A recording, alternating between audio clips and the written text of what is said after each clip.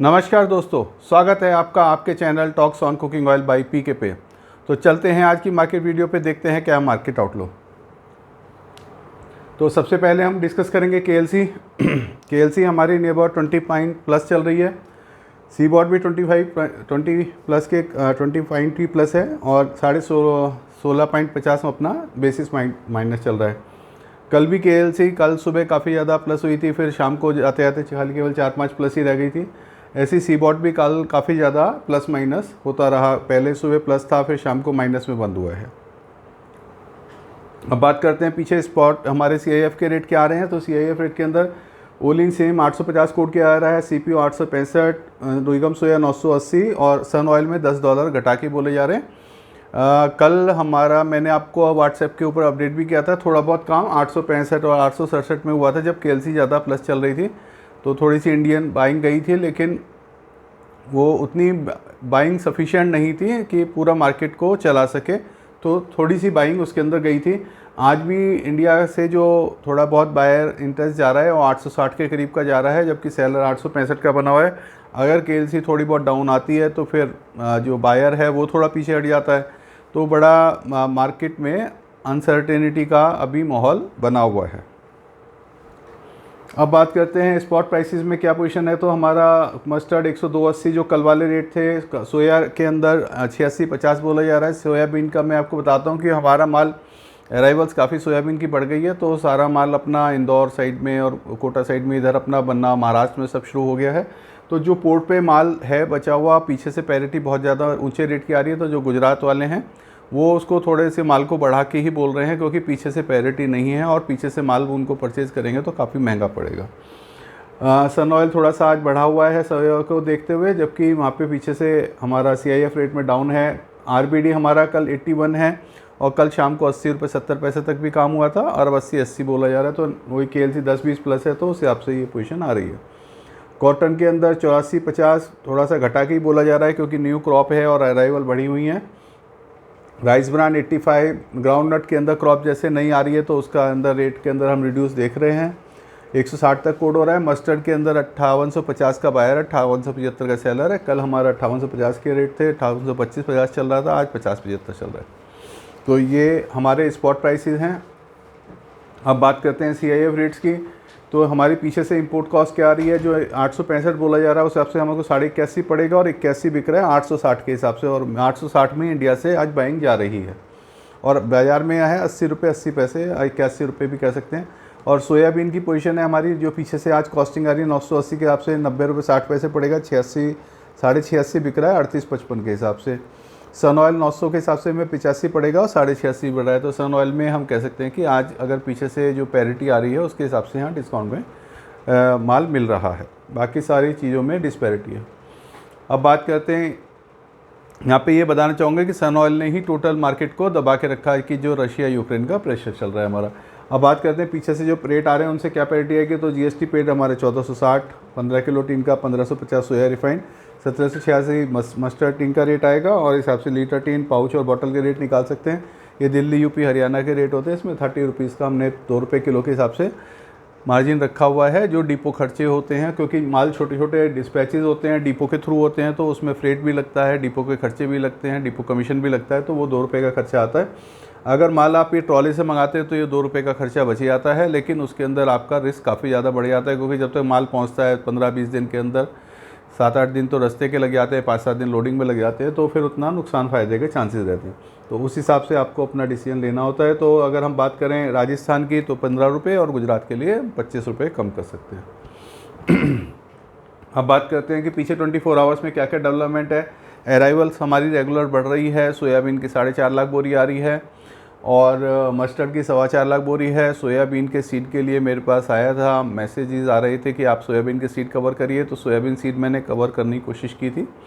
तो उसमें प्रॉब्लम क्या आती है कि इतने सारे डिस्काउंट, इतने सारी रेट्स हैं और इतने सारे प्लांटों के रेट्स आते हैं, तो अभी हम डिसाइड नहीं कर पा रहे कि कौन सा, एक तो इंदौर, एक लातूर या बैतूल, या कौन से हम प्लांट्स को थोड़ा सा, या नागपुर कौन सा कवर करें।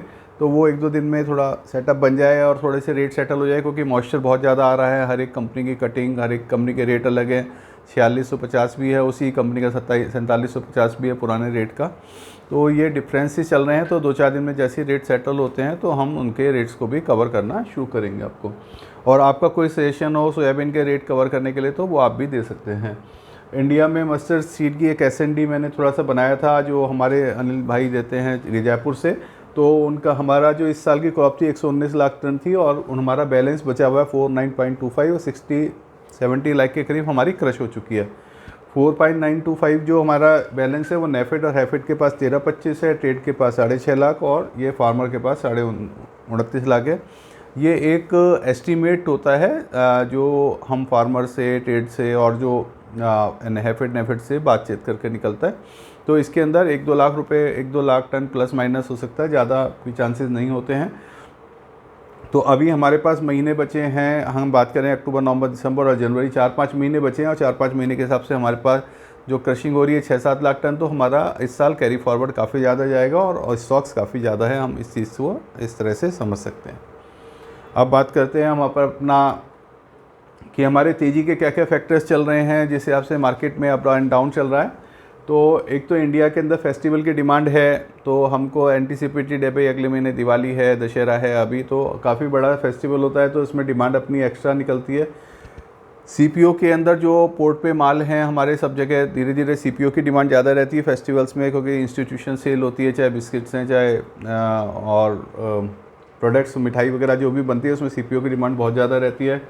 बायोडीजल की डिमांड, क्योंकि बायोडीजल के रेट बढ़े हुए हैं। एल नीनो का हमारा फैक्टर चल रहा है तेज़ी के अंदर कि भाई मार्केट, जैसे हमारे इंडिया में भी बारिश काफ़ी ज़्यादा डिस्टर्ब रही थी, अगस्त में नहीं हुई, सितंबर में और जुलाई में हुई थी, वो किसी तरह पूरी हो गई है। तो लेकिन एल नीनो की वजह से जो वेदर का डिस्टर्बेंस है वो हमारा मलेशिया, इंडोनेशिया में भी हो सकता है, तो वहाँ की उस न्यूज़ की वजह से भी हमारा बाज़ार का तेज़ी का फैक्टर लिया हुआ है। ब्राज़ील, अर्जेंटीना में हमारा जो मेन सोयाबीन के सप्लाई रहते हैं वहाँ पे धीरे धीरे स्टॉक्स कम हो गए हैं।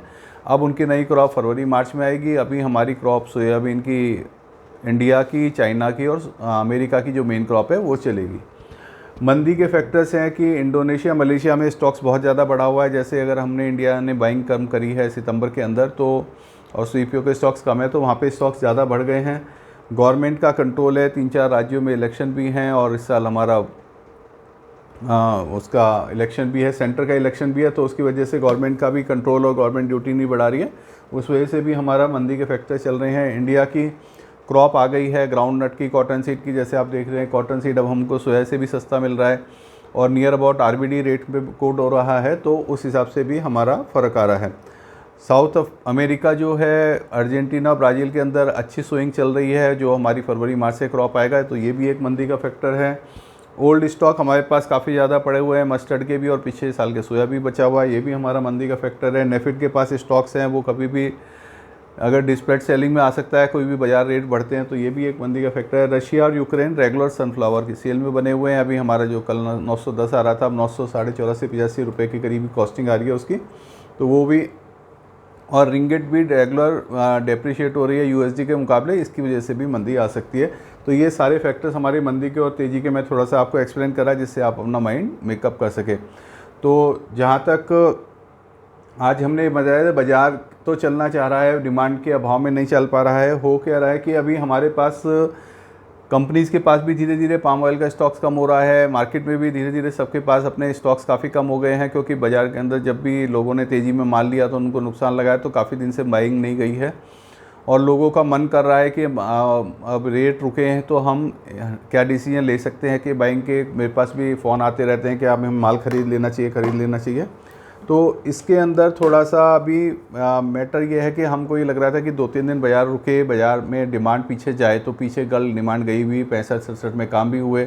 आज भी बाज़ार रुका हुआ है, आज भी थोड़ी बाइंग जाने की उम्मीद है कि अगर 60 रुपये जैसे मांग रहे हैं और केएलसी थोड़ी रुकती है, तो क्योंकि जैसे ही केएलसी ज़्यादा बढ़ती है तो पीछे वहाँ पे जो मलेशिया, इंडोनेशिया में लोगों ने अपने स्टॉक्स लगा रखे हैं, वो लोग हैज करने के लिए वहाँ पे केएलसी को सेल करते हैं, तो फिर केएलसी डाउन आ जाती है उसकी वजह से। और अगर यहाँ से हमारी बाइंग नहीं जा रही है तो वहाँ पे केएलसी धीरे धीरे जो अपना थोड़ा बहुत भी बाइंग जाती है तो वो लोग अपना केएलसी को उठाते हैं, तो फिर वहाँ केएलसी बढ़ जाती है। तो इस हिसाब से कोई हमें ज़्यादा तेज़ी मंदी नज़र नहीं आ रही है। तो अभी हमें बस लिमिटेड काम करना पड़ेगा। जब भी हमें बाज़ार के अंदर थोड़ा सस्ता माल मिले, कोई भी कंपनी माल सेल कर रही है और हमारे को अपनी रिक्वायरमेंट के हिसाब से माल लें और उसी के अंदर ही 10-20 और ज़्यादा कोई लंबी माल लेने की अभी पोजीशन नज़र नहीं आ रही है, जब तक 1-2 दिन में बाजार सेटल ना हो और इंडिया से कोई मोटी बाइंग पीछे ना जाए। जब मोटी बाइंग पीछे जाएगी तो फिर यहाँ पे एक वो मोटी बाइंग अगर जैसे आज KLC वहाँ पे 830-40 सॉरी CIF का रेट पाम का 830-40 आ जाए तो वो मोटी बाइंग का मतलब 78-79 के हिसाब से इंडिया वाले भी बाइंग में चले जाएंगे, वहाँ पर भी काफ़ी सेल चली जाएगी। तो वो चीज़ अभी हो नहीं रही है। वो लोग भी क्योंकि आप ये देखेंगे कि हमारी जो KLC है वो एक रेंज के अंदर ही हमारी मूव कर रही है, 3773, 3766, 3702, 3702, तो ये 3600, 3700, 3800 के बीच में फंसी हुई है 7-8 दिन से, और उसी में ही ट्रेड थोड़े बहुत जैसे कल हुए हैं तो वो ही चल रहे हैं। तो इन सब चीज़ों को देखते हुए ये लग रहा है कि अभी थोड़ा सा बाज़ार के अंदर या तो वो 3700, 3600, 3650 करके एकदम कोई मोटी बाइंग आए, या थोड़ा सा ऊपर जाए। तो ऊपर जाने में ऊपर वहाँ पे जो इंडोनेशिया मलेशिया का ओवर स्टॉक है वो लोग सेल कर देते हैं। तो अभी हमें थोड़ा लिमिटेड काम करके अपने काम को भी चलाते रहना है, फेस्टिवल के डिमांड को भी देखते रहना है और बाज़ार के अंदर बने भी रहना है। तो आपको जब भी माल सस्ता मिले बाज़ार से उठाएं और फिर अपने उस हिसाब से थोड़ा बहुत ट्रेड करें, लेकिन अभी माल ज़्यादा लंबा लेने का पोजीशन नहीं है। तो इस हिसाब से बस इसी बात से मैं अपनी वीडियो को ख़त्म करेंगे और फिर मिलते हैं कल की वीडियो पे, और धन्यवाद।